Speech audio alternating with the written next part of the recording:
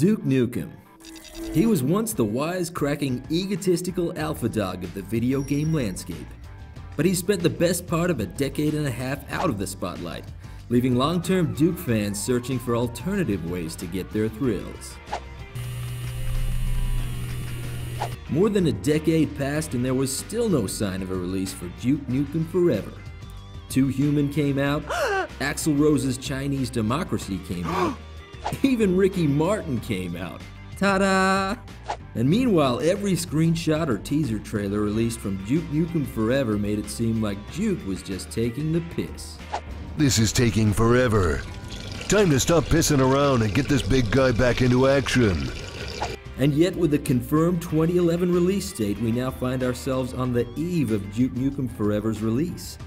I traveled to Duke Nukem Strip Club in Las Vegas with the intention of speaking to this hunky Howard Hughes of gaming, but instead I had to make do with his close friend Randy Pitchford, who, like everybody at the venue, was flanked by a pair of blondes at the Duke's insistence.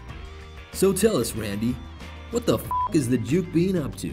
He saved the world, and he's the most important guy in his universe, right? So you have to imagine this guy being the most famous, the wealthiest, most successful guy on the planet, that he's living pretty large. So he's got his own casino in Vegas. It's the biggest casino in Vegas, called the Lady Killers Casino, and he's got his own suite on the top floor, and it's like the most decadent, opulent, narcissistic lifestyle you could possibly imagine. I don't know, Randy.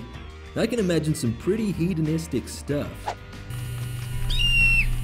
So what exactly has brought Duke out of his semi-retirement? The aliens are going to steal our chicks, and they're going to use them to breed an alien army to take over the world.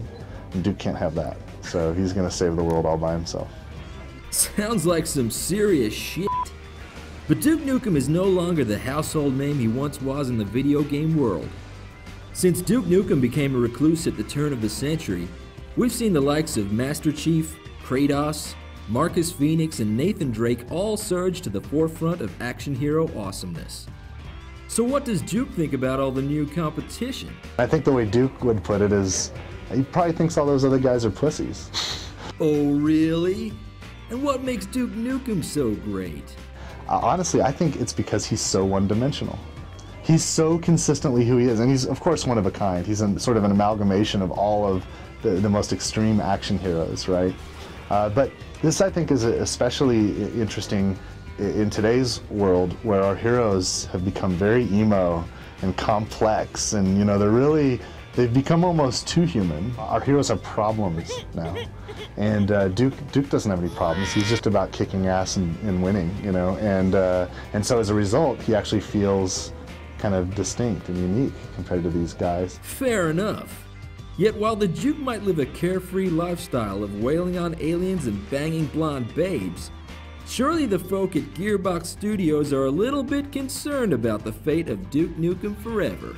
We've had a lot of experience shipping games. We've made a lot of money, so we've been able to invest a lot of energy and talent and capability into making sure we finally get to play the game that these guys have been working on for so long. But will Duke Nukem Forever make enough money to keep both Duke and Randy swimming in chicks? I certainly hope so, because you guys are awesome. We hope so too, Randy. And what of a sequel? How long are you going to make the fans wait for Duke Nukem Forever 2? Well, let's see, a sequel. This one took about 12 years if we scale for inflation. Now, we have been in development for about 5 years already, so we probably only got another 5 or 10 years to wait. Oh, for f***'s sake.